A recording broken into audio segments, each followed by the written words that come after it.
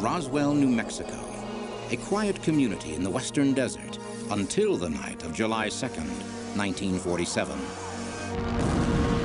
Witnesses say they heard strange sounds and saw a flying saucer crash. And there was 4 beings laying on the ground, 3 to 4 feet high. The military took control of the area. They gathered the craft, they gathered the bodies. And at a press conference said it was just a weather balloon.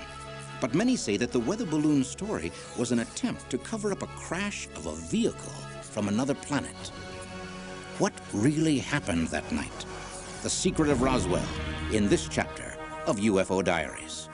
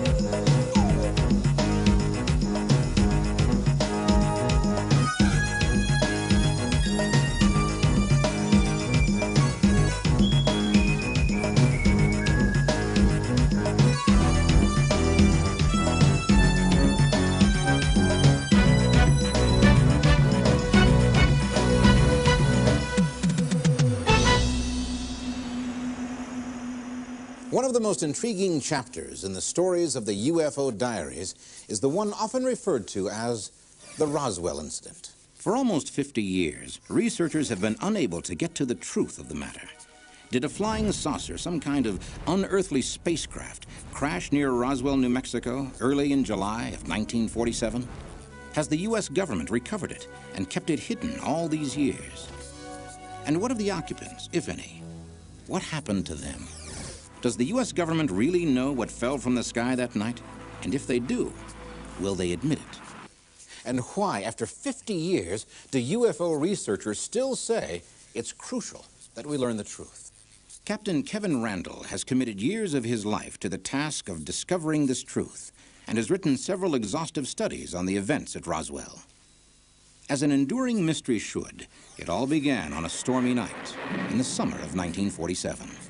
The story that's been told is that Mac Brazel was alone at the ranch in early July 1947, heard a clap of thunder that sounded much louder, different than the normal claps of thunder. Didn't think too much of it that night. The next day he was out on the range looking to see which fields had gotten the rain the night before because he was going to move the livestock, and as he explored the fields he came to an area that was filled with metallic debris.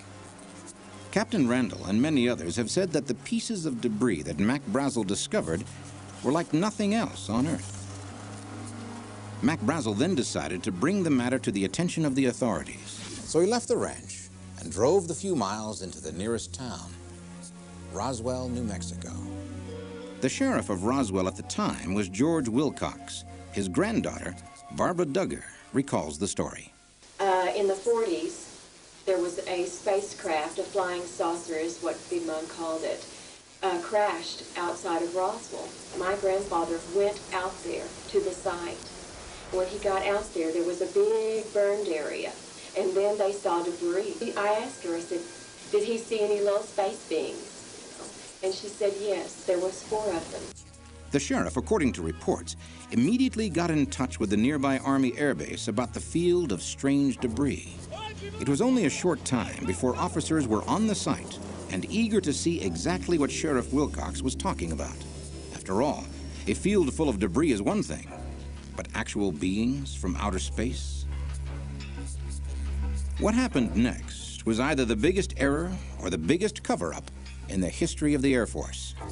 Major Jesse A. Marcel, the Air Intelligence Officer of the 509th Bomb Group, was told by Colonel Blanchard to go out and take a look at the scene himself. Marcel got out there, again, saw an area that he described himself as 3/4 of a mile long, 200 to 300 feet wide, filled with metallic debris. He showed it to Colonel William Blanchard, the commander of the 509th Bomb Group.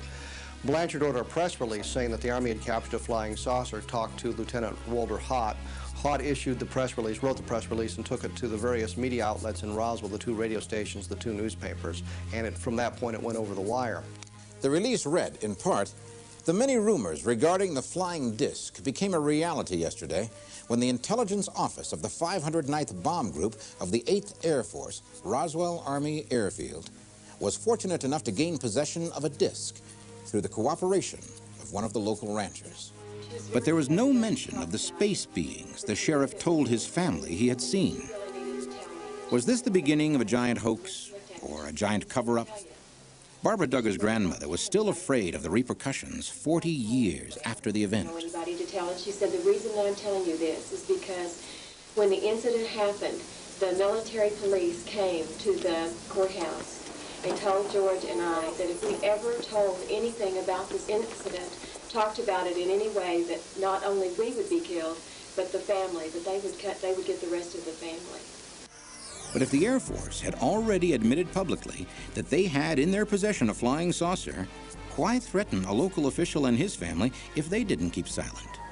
And according to Bill Brazel, Mac's son, his father was also sworn to secrecy. Secrecy about what? Had Mac Brazel found something more than just a field littered with strange debris? This is basically the point where the Roswell incident becomes a whole series of different mysteries, and they kind of crisscross one another. Because if Colonel Blanchard admitted they had a more or less intact flying saucer, then clearly somewhere they had more than just the small bits of metallic debris reported by Mac Brazel.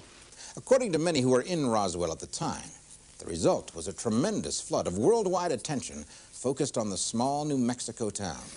But what happened next seems to have been even more mysterious. 3 hours later, the official story changed. General Roger Ramey, commander of the 8th Air Force, the parent organization of the 509th Bomb Group, issued another press release saying it was nothing more than a weather balloon. According to General Ramey, the balloon had crashed on the ranch. That's what Major Marcel found. He had overreacted thinking that he had a flying saucer. It was just this weather balloon and the Raywin target reflector. Is it possible that this photograph was a total fabrication? Here's what the officer on the right, General Thomas Dubose, now says about this Army Air Force press release claiming the crash was just a weather balloon. We knew that it was a cover story, and whose idea it was, I haven't the vaguest idea, but we used that in order to assuage the curiosity of the press. Why? Why would representatives of the U.S. military announce that the debris was from a weather balloon if senior officers knew otherwise? Maybe Mac Brazel did find a balloon, but the problem with this is it never explains all the other testimony. It does not explain all the debris. Recently, Major Marcel's son has come forward to tell an amazing story he remembers from his childhood having to do with that same debris. Major Marcel brought some of the material home so they could show it to his wife and his son. Then later on, he took all of that material back to the Roswell Army Airfield. Found that stuff scattered all over the countryside. The thing that set this apart from anything that I'd ever seen before or since was the markings on parts of the wreckage. In the I-beam structural members, there was like a writing of sorts. I remember at the time thinking this was like hieroglyphic, but it wasn't really hieroglyphic, but it was more of geometrical forms and symbols. Still, the weather balloon explanation could easily have been the end of what we know of the Roswell incident. But there were about to be even more startling discoveries when UFO Diaries returns.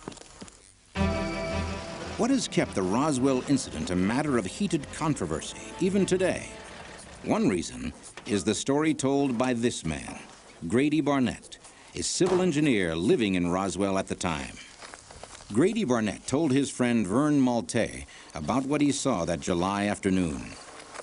Mr. Barnett told me that when he was coming back from one of his field trips, he'd run onto a flying saucer that had burst open, and there were 4 beings on the ground. 4 alien beings, as well as an almost intact spacecraft. The number of beings coincides exactly with what Sheriff George Wilcox said he found. Civil engineer Grady Barnett claims to have seen a crashed flying saucer and the dead occupants of that craft. Can this be the same craft that the Army Air Force later claimed to have in its possession? But if Grady Barnett's flying saucer was almost entirely intact, what accounts for the massive amounts of debris discovered by Mac Brazel? And there was something else. Barnett said all the beings he saw were dead. Sheriff Wilcox told a slightly different story. And Granddaddy said their heads were large, and the little suit that they had on was just, you couldn't, it was just like silk or something. And I asked her, I said, were the little men alive, or they dead? And she said, I think one of them was alive. Could it be there were 2 flying saucers instead of just one, each carrying a crew of 4? Some UFO researchers believe that this is the only explanation. By all accounts, the debris was all very small. If these were pieces of a craft of some kind, it must have been totally obliterated. Based on first-hand accounts of other people who were involved, it's clear that the solution to the mystery was going to be found miles away from the Brazel Ranch, much closer to Roswell. Since the vessel was made of such super strong material, whatever destroyed it must have been a tremendous force. And what about the material found at the Mac Brazel Ranch? By all accounts, the debris was clearly not something from this earth. The material discovered at the debris field defied all attempts of the people to explain what it was. The foil could not be cut. The wood-like material couldn't be whittled. It couldn't be burned. So clearly we have material that is not like anything that was available in our society in 1947. Is it possible that the pieces of debris found on the ranch were really something quite natural? For example, could they have come from a meteorite? Well, a meteor would enter the Earth's atmosphere at, of course, very high speed, and once it meets the resistance of the Earth's atmosphere, it begins to burn up and lose, of course, its size. And what's more, a meteor that landed with an audible impact would have left a gigantic impact crater, such as the one in Arizona. Whatever struck the ground in New Mexico left no crater. It did create a gouge in the terrain, but that's more suggestive of some kind of a controlled crash than something falling out of the sky. Some have suggested then that the debris could easily have been the wreckage from a top-secret spy plane. During the late 1940s, the former Soviet Union was very curious about American nuclear bomb experiments, which were conducted only 100 miles from Roswell. A spy plane trying to capture these secrets would logically fly to that part of the country. The Soviet Union had nothing of the kind in 1947. In fact, using Freedom of Information, we checked to see if any Soviet aircraft had penetrated the coastal defense zones in 1947. Absolutely no evidence of any Soviet attempts to fly any kind of aircraft inside the United States in that time frame. But UFO researchers have recently discovered that the Soviet Union did have an interest in Roswell. That amazing story when we return. George Knapp recently returned from a trip to the former Soviet Union. He discovered that the Russians had a very high level of interest in the events of Roswell in 1947, and they came to some startling conclusions. We met a scientist while we were in Russia who worked under a guy named Sergei Korolev, who's the father of Russian rocketry. And Korolev had told this doctor about his meeting with Joseph Stalin in the late 1940s. Stalin had an intense interest in UFOs, and one of the things he wanted to know about was Roswell. At the time, the late 40s, Roswell, New Mexico, was a hotbed of Russian espionage activity because we had so many secret military programs there. So they heard about Roswell, and they were curious about it. And he had his scientists and his spies study it, and the conclusion they came up with was that Roswell was real, that something really did crash there, that it wasn't a weather balloon, and it wasn't anything of earthly origin. They didn't know exactly where it came from, but they knew it wasn't ours and it wasn't theirs, and this was something that was of monumental importance that needed to be studied. Still, at the center of this story was the man who had, in a sense, started it all, Mac Brazel. Brazel was a virtual prisoner at the ranch. If this is true, then it would seem the Army feared he might tell others the truth about what he'd seen. Then, another unexpected development in the Roswell incident. Come on over, take a look at this. It'll be all right. It'll be okay. Come on over. Come here.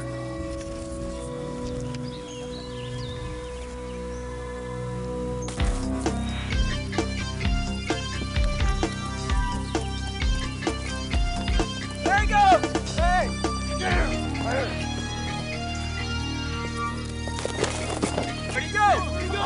Over there. This way, there. Come on.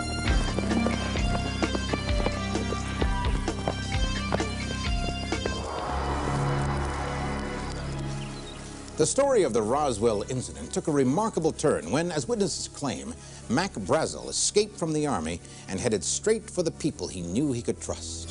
His friends at radio station KGFL in Roswell would later tell how they hid Brazel at one of their houses.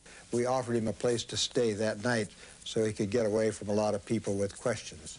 The plan had been to broadcast an interview with Mac Brazel, but Judd Roberts tells us that he'd gotten a number of phone calls from Washington, D.C. that prevented them from broadcasting the interview. Suggestion was made to us that if we wanted to keep our license, we would not use the interview on the air because that would give us about 24 hours to find something else to do beside the radio business. Can this really be true? Did the U.S. Army use coercive tactics to ensure Mac Brazel's silence? And if so, his silence about what? But while at the base, he was virtually a prisoner. We know that he was kept at the guest house under guard, which is not exactly being in jail, but it's basically the same thing. On the evening of July 9th, the military took Mac Brazel to the various media outlets in Roswell, and here he was telling them a story that differed significantly than what he had told them on July 6th. What I found yesterday in my field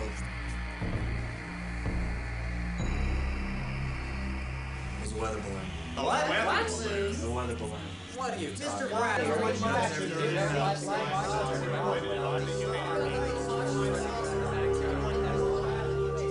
What happened to Mac Brazel during the time he was in custody?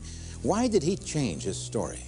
Perhaps the truth is that Mac Brazel planned to reveal the same remarkable story later told by mortician Glenn Dennis. In 1947, Glenn Dennis worked at the Ballard Funeral Home. In small towns, often the hearse doubled as an ambulance, and Glenn Dennis would have an opportunity to drive injured airmen back out to the base. Once he arrived at the hospital and escorted the airmen into the emergency room, he had an opportunity to see some of the metallic debris that had been collected on the debris field in the back of ambulances as he walked by them. It looks like you've had a crash. I said, I see some debris and then the ambulance is there. And that's probably where I really got in trouble right there. Excuse me, sir. This is private property. No looking. Hey. Now, what do you guys got there? Don't you worry about what we got there. You say one word to anybody, and you're dead. Get him out of here. Glenn was told in very blunt language that if he ever talked about this, if he went into town and told his friends about it, he'd be killed. But Glenn Dennis's connection to the Roswell incident did not end there. He would soon learn much more from his girlfriend, a nurse at the base hospital. And this was a young second lieutenant, a very deeply religious lady. She was born and raised in a very strict Catholic family. She was going into this examination room that was across the hall. She was going in to get some supplies, and when she walked in the door, there was two doctors there. She started out the door and said, "You stay here, we've got to have you." And what it was, they were examining, she told me, 3 bodies, foreign bodies. She said 2 of them were very mutilated. That was then, she said, "I've got to go back to the barracks." He said, "I am deathly ill and I've got to go back to the barracks." And then that was the last time I ever saw her. The next day, I called out. I wanted to see how she was doing and how she was feeling, and they said that she'd been transferred out. And they didn't know where, but she was no longer there at the air base. What happened to the nurse who was pressed into duty on that fateful July day? Did she see, perhaps even work on, the bodies described by Sheriff Wilcox? Could this really have happened? And if so, are the bodies even related at all to the debris found by Mac Brazel? If this is the real solution to the Roswell mystery at last, it unfortunately only raises other equally difficult questions. If there were 2 saucers, or one that broke into 2 pieces, where are all of those pieces now? And if the alien pilots really were taken away from the crash site, what became of them? Sappho Henderson, the widow of an Air Force pilot flying out of Roswell at the time, claims to have the answer. I guess if they're putting in the papers now, it's no longer a top secret. And he said, he bought the papers, and we went to the car, and he said, read those. And I read the article, and he said, it's a true story. He said, not only did I know about it, but I'm the pilot that took the crashed saucer to Dayton, Ohio. Was undeniable proof of extraterrestrial life carefully transported to Dayton, Ohio, and hidden away? In a moment, amazing answers when UFO Diaries returns. Even if it were possible to piece together the truth about the Roswell incident, can we somehow prove once and for all what really happened? Or has the evidence been locked away where the general public could never find it? We know enough about what happened to realize the government collected everything. They policed the area, they gathered the craft, they gathered the bodies. They picked up everything. Best evidence is that the spacecraft and the bodies were collected in Hangar 84 at the Roswell Army Airfield, and that they were then sent to other bases around the country. We know, based on, again, good testimony, that a preliminary autopsy was held at the base hospital. The nurse that Glenn Dennis knew said that she saw 3 bodies inside the base hospital. So we know 3 of them were at the hospital at one time. What we have are a large number of people, many of whom are unknown to one another, telling the same basic story from different points of view, from Mac Brazel on the debris field to the men such as Major Edwin Easley, who was on the impact site, telling a story that dovetails nicely. If it was a hoax, we would not have the corroborative testimony that has been offered by these people. The Roswell incident seems to be a mystery that will never fully be explained unless more of the original eyewitnesses break the decades of silence. It does seem there's been an elaborate cover-up, lasting almost half a century and employing methods that may have at times been brutal. But could the wall of silence around the Roswell incident finally be breaking down? Will the government soon release the whole truth, exactly as it happened? After numerous requests from his constituents, New Mexico Congressman Steve Schiff has asked the U.S. Department of Defense for an official explanation of the events of July 1947. In March of 1993, New Mexico Congressman Stephen Schiff began an attempt to break through the wall of secrecy that's been hiding this event. But he was answered only by an Air Force colonel who claimed that the Department of Defense keeps its documents from that era on file in the National Archives, and that Congressman Schiff should contact them. A search of the archives only produced another mystery. Congressman Schiff eventually got a response from the National Archives, which said generally that they had no information in the archives about the events now known as the Roswell incident. Apparently, in the eyes of the Defense Department, the Roswell incident simply did not happen. Why are there no records of what numerous witnesses claim they saw? A military operation carried out on private property.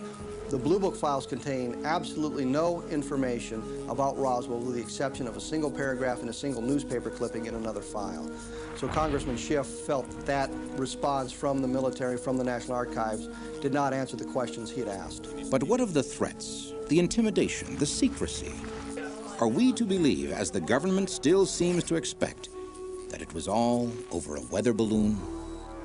For those who claim to have been eyewitnesses to whatever happened at Roswell, the events of July 1947 can never be forgotten. But until more evidence comes to the surface, the incident at Roswell is still another of the many unanswered questions in the UFO Diaries.